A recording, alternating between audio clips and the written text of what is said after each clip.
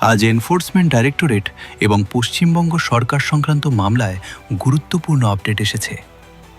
ED supreme কোর্টে petition দাখিল করেছে। তাদের অভিযোগ, কলকাতায় আইপ্যাক সংক্রান্ত তল্লাশির সময় তদন্তে বাধা সৃষ্টি করা হয়েছিল। ইডির দাবি অনুযায়ী তদন্ত প্রক্রিয়া ব্যাহত হয়েছে এবং কিছু নথি সংক্রান্ত প্রশ্ন উঠেছে। এই অভিযোগের পর পশ্চিমবঙ্গ সরকার সুপ্রিম কোর্টে ক্যাভিয়েট দাখিল করেছে। রাজ্য সরকারের বক্তব্য, কোনো আদেশ দেওয়ার আগে তাদের পক্ষের বক্তব্য শোনা হোক। এদিকে কলকাতা হাইকোর্ট জানিয়েছে, এই সংক্রান্ত শুনানি লাইভ স্ট্রিমিং করা হবে, যাতে স্বচ্ছতা বজায় থাকে এবং আদালতের পরিবেশ নিয়ন্ত্রিত থাকে।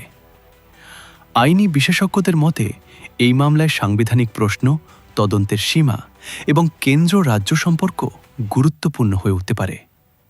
মামলার পরবর্তী শুনানির দিকেই এখন সকলের নজর।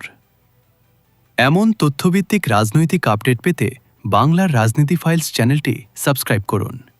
বাংলার রাজনীতি, ইতিহাস থেকে বর্তমান, এক ফাইলেই।